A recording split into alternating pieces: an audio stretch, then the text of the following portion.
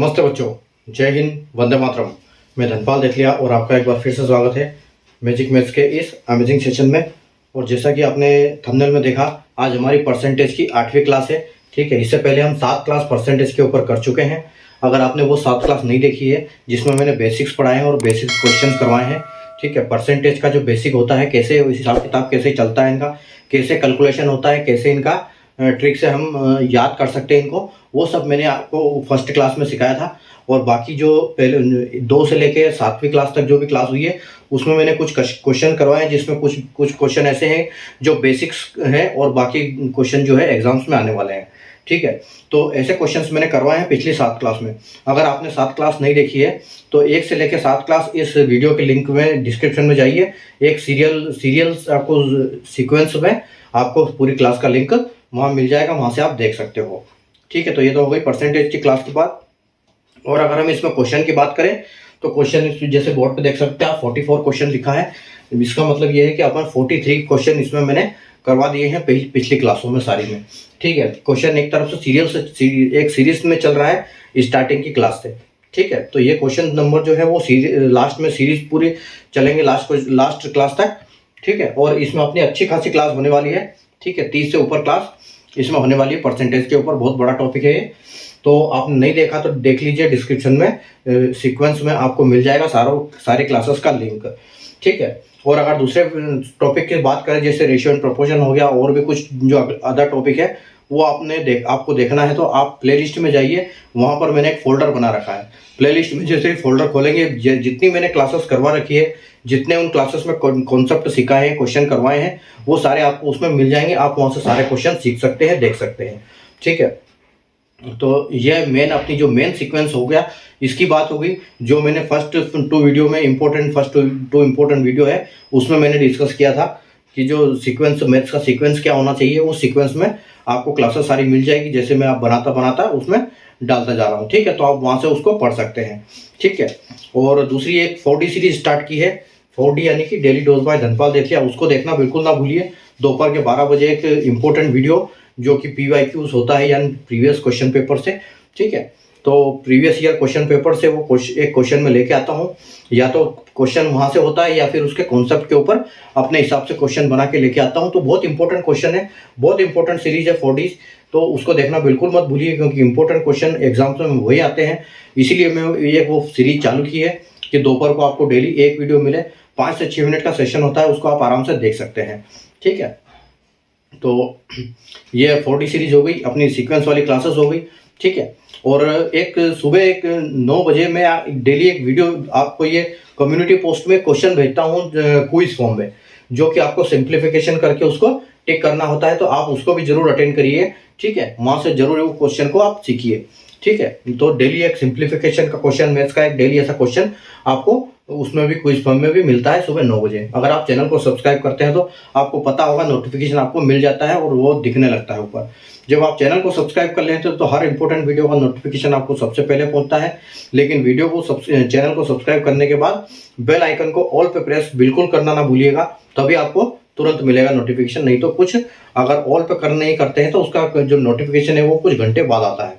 ठीक है, तो चलिए, तो ये तो हो गई हमारी क्लास। तो चैनल को सब्सक्राइब नहीं किया तो चैनल को सब्सक्राइब कर लीजिए, सेशन को लाइक नहीं किया, शेयर नहीं किया तो लाइक कर दीजिए, शेयर कर दीजिए। ठीक है, आइए अभी हम स्टार्ट करते हैं अपना आज का क्वेश्चन। ठीक है, देखो क्या है क्वेश्चन आज का, कि एक कक्षा में 28 छात्र अंग्रेजी में असफल तथा 22% छात्र विज्ञान में असफल होते हैं। यदि इनमें से 24 विषयों में 24% दोनों विषयों में असफल होते हैं तो दोनों विषयों में कितने प्रतिशत छात्र सफल हुए हैं। ठीक है, in a class 28% of student failed in English and 22% student failed in science. If 24% of student failed in both subject, ठीक है, तो what percent of student passed in both subject। ठीक है, तो क्या है, कक्षा है जिसमें 28% छात्र इंग्लिश में फेल हो गए और 22% छात्र साइंस में फेल हो गए हैं। तो अगर दोनों विषयों में फेल होने वाले बच्चों का प्रतिशत है जो 24 है, तो दोनों विषयों में पास होने वाले छात्रों का कितना प्रतिशत है वो आपको निकालना है। ठीक है, तो इससे पहले की क्लास में हमने इस टाइप के क्वेश्चन बहुत सारे किए हुए हैं। ठीक है, तो हम इनको दो ट्रिक से समझेंगे कैसे निकाल सकते हैं इनको, ठीक है। ठीक, एक तो मैं बताता हूँ आपको वेन डायग्राम से, और दूसरा एक अपना जो एक मेथड है प्लस माइनस वाला उससे बताऊंगा, ठीक है। तो देखो यहां पर हम दो गोले बनाएंगे वेन डायग्राम के, ठीक है। तो वेन डायग्राम क्या बोला है कि इंग्लिश का, यानी कि इंग्लिश जो है, इंग्लिश में कितने बच्चे फेल हुए, और देखो पूरा डाटा फेल का है इसमें, ठीक है। इंग्लिश में कितने फेल हुए, तो 28%, ठीक है। और साइंस में कितने फेल हुए, साइंस में फेल हुए 22%, ठीक है। और कितने बच्चे हैं जो दोनों में फेल हुए, तो दोनों में फेल हुए वो क्या है, 24% बच्चे हैं, 24%, ठीक है।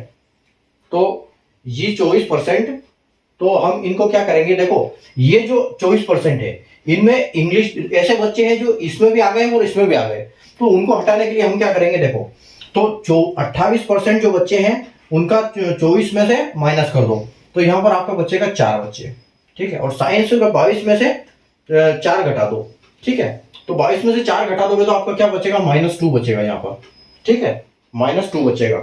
तो आपको इनको कैलकुलेट करना है, तो देखो -2 में से 4 चला, 4 में से -2 हो जाएगा, तो यहाँ 2 बचेगा, तो यानी कि 24 और 2, तो यहाँ पर आपका कितना मिलेगा, ये 26% मिलेगा। यानी कि 26% बच्चे हैं वो क्या है, आपके पूरे फेल हैं ये, ठीक है, ये बच्चे फेल हैं, ठीक है। तो सभी विषयों में पास होने वाले बच्चों की संख्या चाहिए हमको, तो हम क्या करेंगे, देखो कुछ कोई भी होगा, परसेंटेज जो होता है वो अपने आप में 100 होता है, तो देखो 100% में से अगर आप 26 माइनस कर दोगे यानी कि आपको 74% मिलेगा। तो जो 74% है ये क्या है, ये बच्चे पास है, ठीक है, ये सारे बच्चे 74% बच्चे पास है। तो आपका ऑप्शन नंबर सी जो है ये बिल्कुल करेक्ट हो जाता है यहाँ पर आंसर। तो ये तो एक हो गया वेन डायग्राम, ठीक है, ये वेन डायग्राम हो गया। दूसरा हमारा जो एक प्लस माइनस वाला जो हम करते हैं, तो देखो 28% किसमें हुए, इंग्लिश में, ठीक है, इंग्लिश में 28%, और साइंस में कितने, साइंस में 22%, ठीक है। तो दोनों को जोड़ दो कितना हो गया, तो 22 और 28 कितना होता है, ये होता है 50, यानी कि 50% इसमें आ गए। लेकिन हुआ क्या है कि कुछ बच्चे दोनों विषयों में फेल है, ठीक है। तो जो दोनों विषयों में फेल है उनका परसेंटेज कितना है, उनका परसेंटेज 24 है, ठीक है, उनका परसेंटेज है 26। तो 26% को यहां से 26 आप परसेंट माइनस कर लो, ठीक है। तो 50 में 26 चला जाएगा तो आपके पास कितना बचेगा, 24%। तो यानी कि 24% बच्चे क्या है, फेल है, ठीक है, क्योंकि ये पूरा फेल का डाटा है, तो 24% बच्चे फेल है। तो आपको करना क्या है कि 100 में से माइनस करना है इसका, ठीक है, क्योंकि हर चीज अपने आप में 100% होती है। तो 100 में से 24 माइनस करोगे तो आपको कितना बचेगा,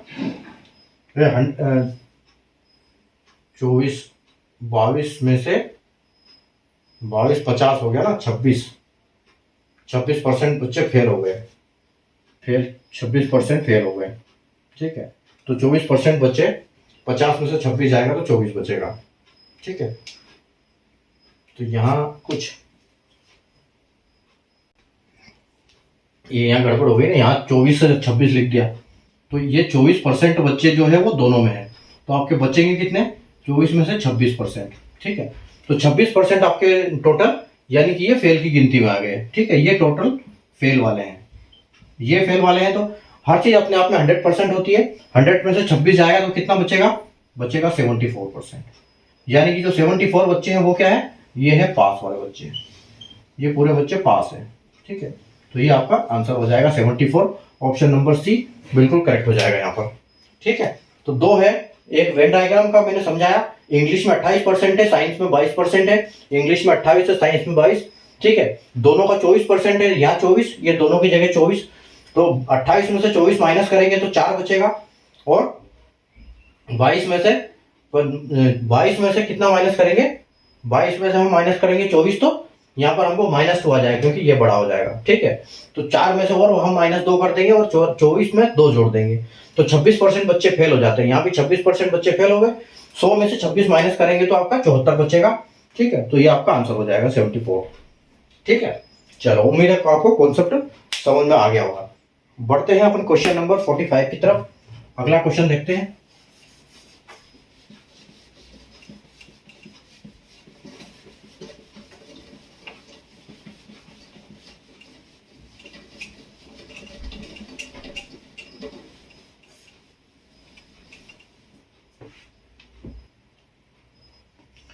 क्वेश्चन नंबर 45।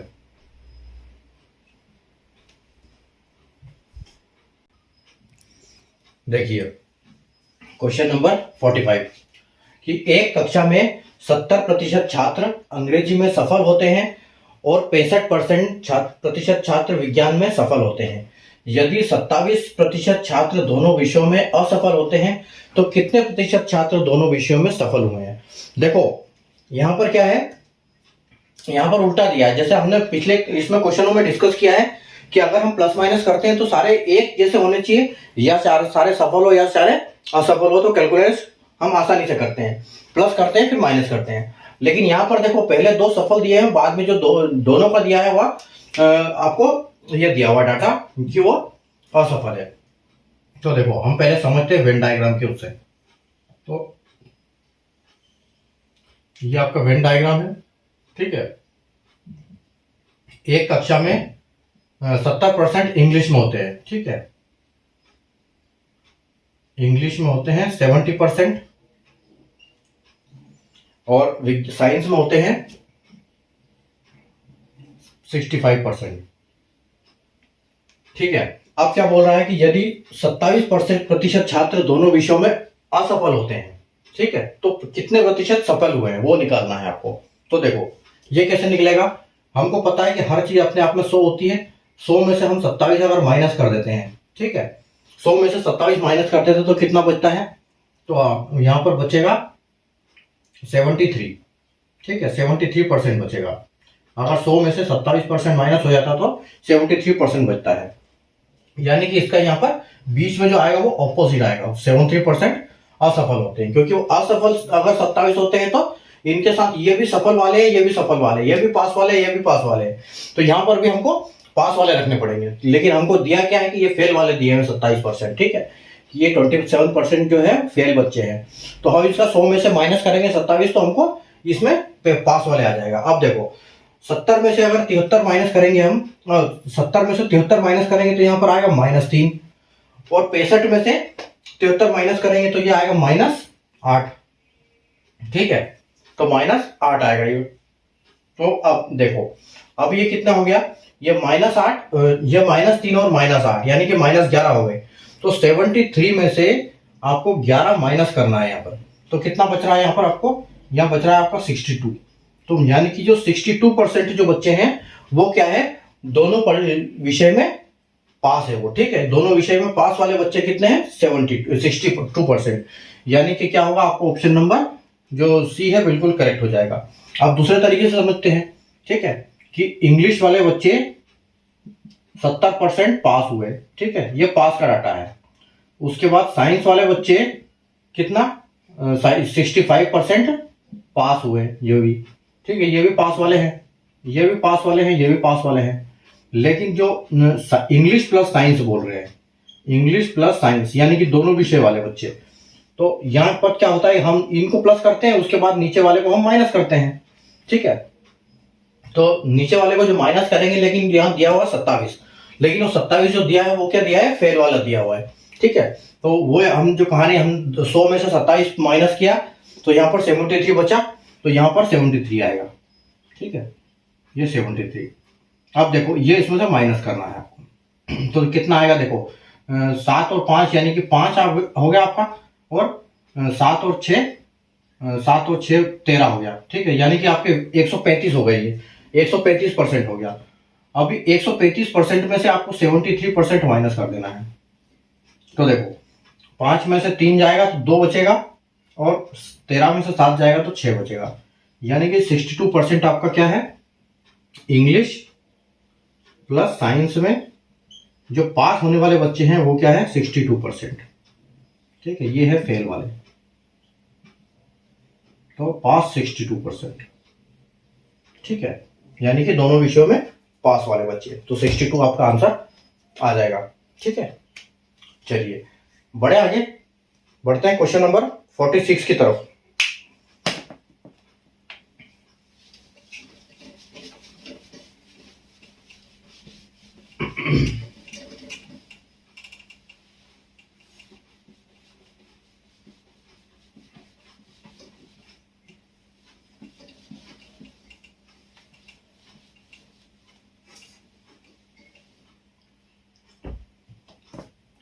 Question number 46।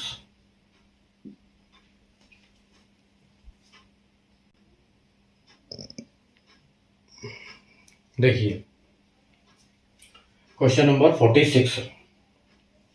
एक परीक्षा में 85% छात्र अंग्रेजी में पास हुए, 75% छात्र गणित में पास हुए और 30% छात्र दोनों विषय में फेल हुए हैं। अगर दोनों विषय में पास होने वाले छात्रों की संख्या 540 है तो कुल छात्रों की संख्या ज्ञात करें। ठीक है, तो देखो इसको कैसे निकालेंगे हम। यहाँ पर देखो कि इंग्लिश में पास होने वाले कितने हैं। इंग्लिश में पास होने वाले छात्र की संख्या है 75%। ठीक है, उसके बाद गणित में पास होने वाले 85% स्टूडेंट इंग्लिश, 75% इन मैथ्स। ठीक है, और 30% स्टूडेंट फेल इन बोथ सब्जेक्ट। तो ठीक है, यहाँ पर देखो ये है क्या, पास वाले और ये भी पास वाले हैं। तो मतलब यहाँ पे हमको जो बोथ सब्जेक्ट होता है इंग्लिश प्लस मैथ्स भी जो होता है उसको भी हमको यहाँ पर पास वाले चाहिए। ठीक है, पास वालों का परसेंटेज चाहिए क्योंकि हमको इनको दोनों को प्लस करना है और नीचे वाले को माइनस करना है। तो वो बोल रहा है 30%। तो हर चीज अपने आप में 100% होती है। 100 में से 30 माइनस करेंगे तो कितना बचेगा, 70।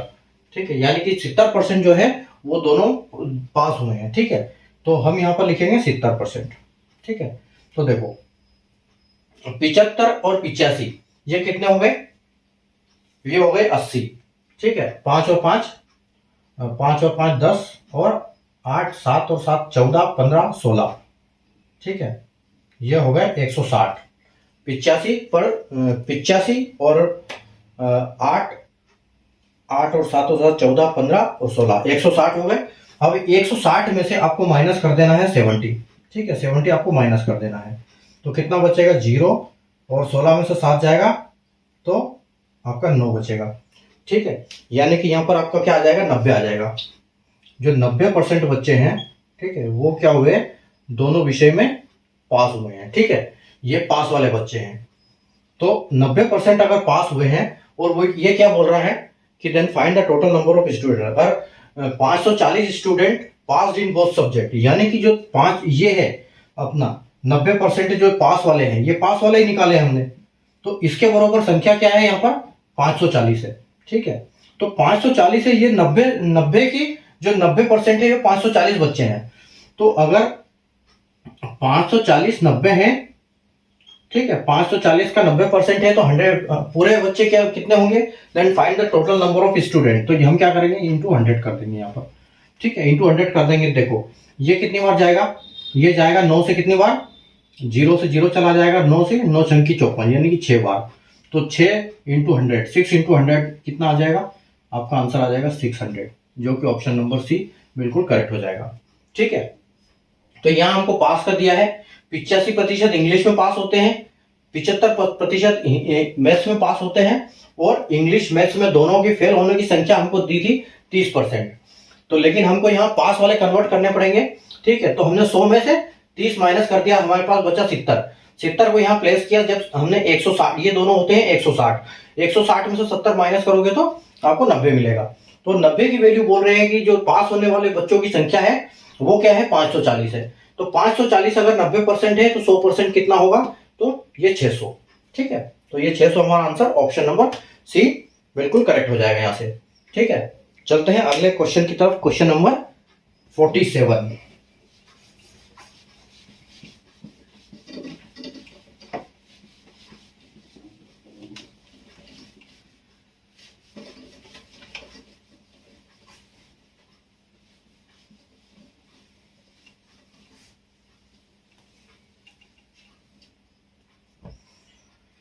देखते हैं क्वेश्चन नंबर 47।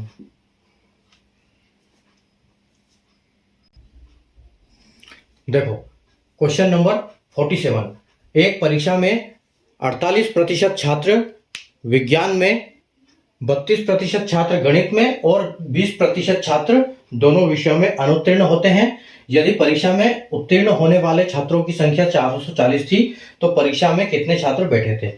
देखो यहाँ पर क्या है, हमको पूरा यहाँ पर एक ही चीज दी हुई है, पूरे फेल वाले दिए हुए हैं, लेकिन यहाँ पर बाद में ये दिया हुआ है कि परीक्षा में जो पास होने वाले हैं वो 440 है, तो मतलब हमको पास वाले निकालने पड़ेंगे यहाँ पर। ठीक है, तब परसेंटेज जब मिलेगा तब हमको 440 से करना पड़ेगा, उसी से हमको मिलेगा कि कितने छात्र बैठे थे। In an examination 48% of student failed in science, 32% student failed in maths and 20% student failed in both subjects. If the number of students who passed the examination was 440, then how many students appeared in the examination? देखो science में 48% छात्र fail हुए। ठीक है, ये fail वाले data है, ये फेल हुए। उसके बाद मैथ्स में 32% छात्र फेल हुए। ठीक है, तो इन दोनों का आप टोटल कर लो। उसके बाद आ जाता है अपना 20% जो दोनों के लिए लागू है। ठीक है, तो यहाँ पर 8 और 2 10 की 0 और 8 हो गया। ठीक है, यानी कि 80% बच्चे ये हो गए साइंस और मैथ में अलग अलग, और इसमें से घटा दो कितना 20%, क्योंकि ये जो बच्चे हैं ये दोनों में है, क्योंकि ऑलरेडी इसमें आ चुके हैं ये। ठीक है, तो यहाँ पर आपका बचता है 60%। ठीक है, तो मतलब जो ये बच्चे हैं आपके, ये 60% बच्चे हैं, ये क्या है, ये फेल वाले हैं। ठीक है, ये फेल वाले हैं। तो आप अगर 100 में से 60 माइनस कर दोगे तो आपके पास बचेगा 40%। ठीक है, 40% बचेगा, यानी 40% ये कौन से हैं, ये पास वाले हैं। ठीक है, और 40 इनके बारे में क्या बोला है कि यदि परीक्षा में उत्तीर्ण होने वाले छात्रों की संख्या, यानी कि पास वाले बच्चे 440 है, तो 440 जो है, ठीक है, 440 जो है 40% है, तो 100% क्या होगा, तो हमको इससे पता लगेगा कितने बैठे थे। तो ये डबल जीरो से ये दोनों जीरो चले गए, और ये 4 से चले गए 11 बार। ठीक है, 4 से चला गया, 4 से चला गया 11 बार, नहीं जीरो क्यों कटेगा, हमको तो डायरेक्ट करना है ना। 440 अपॉन 40 इंटू 100। ठीक है, तो ये कितनी बार कटेगा, 11 बार। बस जीरो से ये 11 बार कटेगा, और यहाँ पर क्या हो जाएगा, 1100 हो जाएगा। जो आपका फाइनल आंसर हो गया क्या, 1100, यानी कि जो बैठने वाले बच्चों की संख्या क्या होगी, 1100। यानी कि 1100 बच्चे एग्जाम में बैठे थे, उसमें से 48 मैथ्स में साइंस में फेल हुए थे, 32% इसमें फेल हुए मैथ्स में, और जो 20% है वो इन दोनों में फेल हुए, कंबाइन हुए। तो इसमें से हम 20% माइनस कर देंगे, 60% बच्चे टोटल फेल हुए, 40% बच्चे पास हुए। अगर पास 440 हुए हैं तो 100% कितने, यानी कि 1100 बैठे थे, 440 उसमें से फेल हो गए, 440 पास हुए, बाकी फेल हो गए। ठीक है, तो उम्मीद है आपको समझ में आ गया होगा। चलते हैं question number 48।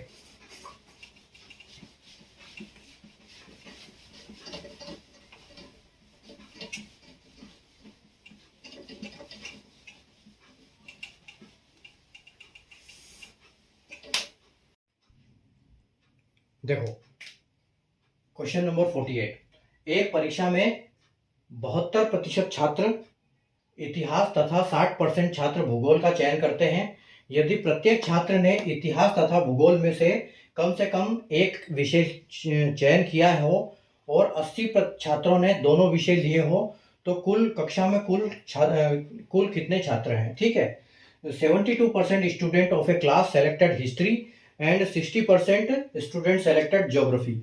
If each student selected at least one subject from history and geography, and 80 students selected both subjects, then find the total number of students in a class. देखो यहाँ पर देखो एक चीज हमको मिसिंग है, लेकिन वो कैसे निकालेंगे हम।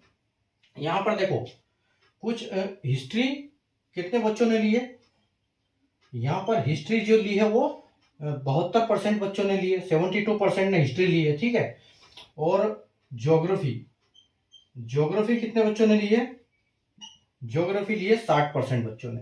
ठीक है, तो दोनों के मिलकर बच्चे कितने होते हैं, 60 और 72, 60 और 72 होते हैं 2, और 7 और 6 13, यानी कि 132% बच्चे हो रहे हैं ये। ठीक है, अब देखो यहाँ पर हमको ये नहीं दिया है कि कितने बच्चों ने दोनों लिया है, क्या लिया है, यहाँ पर लिया है कि कम से कम हर बच्चे ने कम से कम एक विषय लिया है। तो जो परसेंटेज की बात आती है, तो परसेंटेज हमेशा अपने आप में एक 100 होता है। ठीक है, तो अगर हम 100% बच्चों को मानते हैं कि इस क्लास में 100% बच्चे हैं, लेकिन यहाँ पर जो इन्होंने लिया है हिस्ट्री और ज्योग्राफी, ये क्या है, ये 132% आ रहा है। अब यहाँ पर दिया है कि कम से कम एक विषय चयन किया हो हर हर बच्चे ने, ठीक है।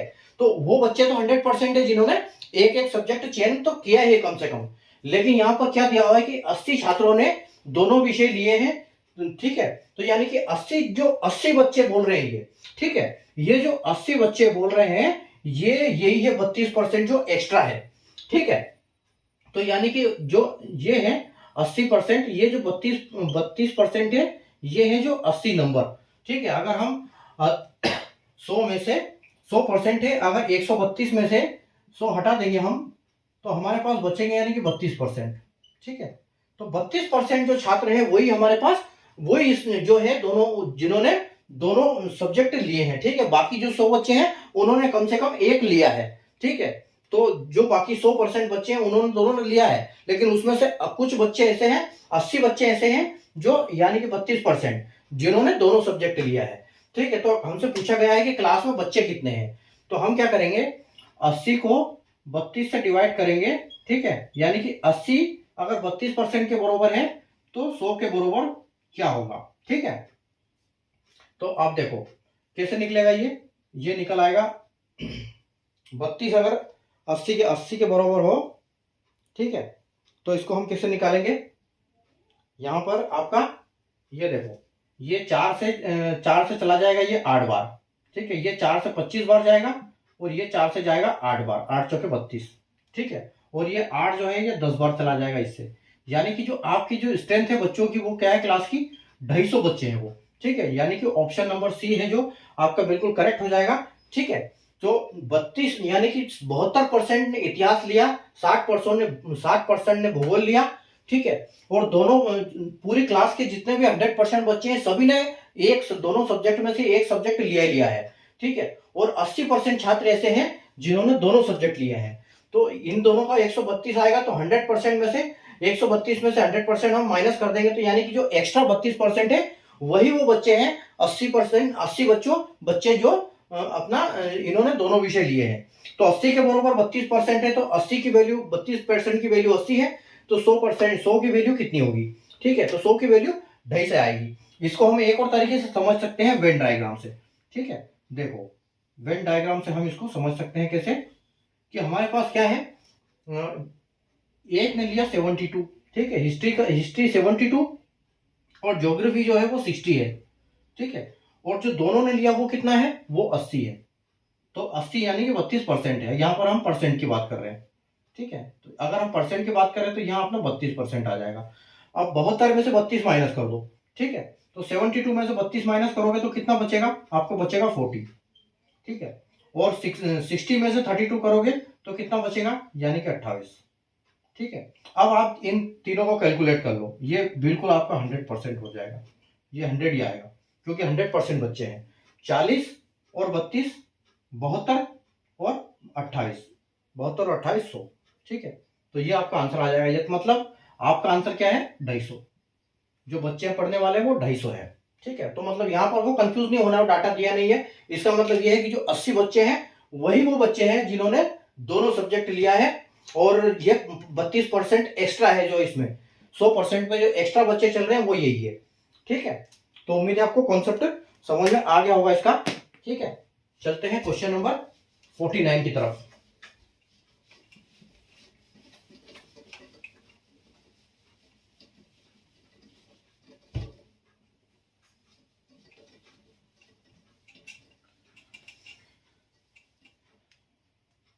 क्वेश्चन नंबर 49,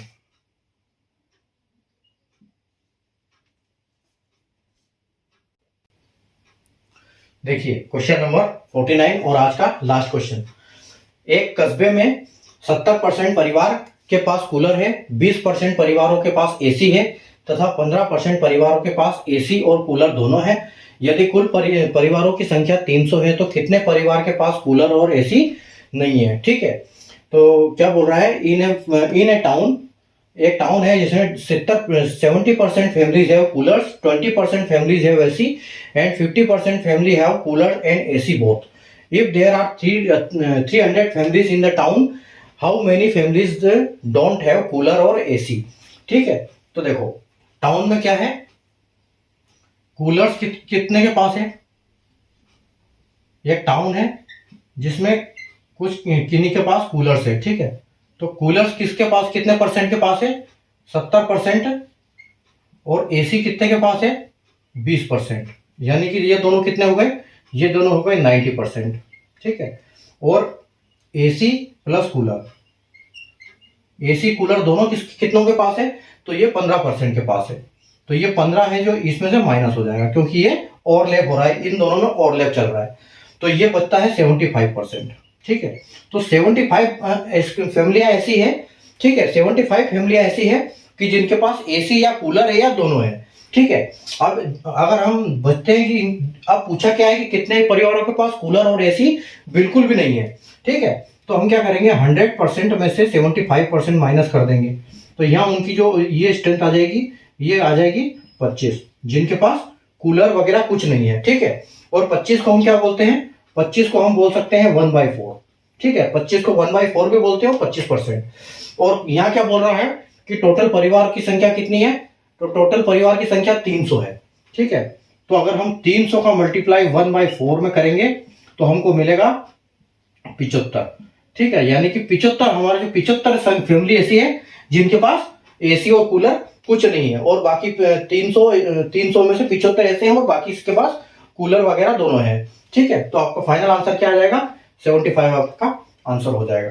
ठीक है, आप इसको ऐसे भी कैलकुलेट कर सकते हो कि टोटल स्ट्रेंथ 300 है, तो इसका कितना, जो ये है 25% कितना होगा इसका, तो उनके पास कूलर नहीं है, तो ये जाएगा 3 से, और 25 से 75, ऐसे भी आपका आंसर आ जाएगा।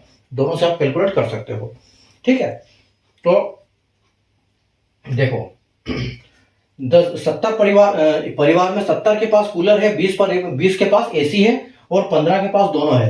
तो 70 और 20 90 में से 15 माइनस करेंगे क्योंकि ये ओवरलैप है, तो 75 बचेगा।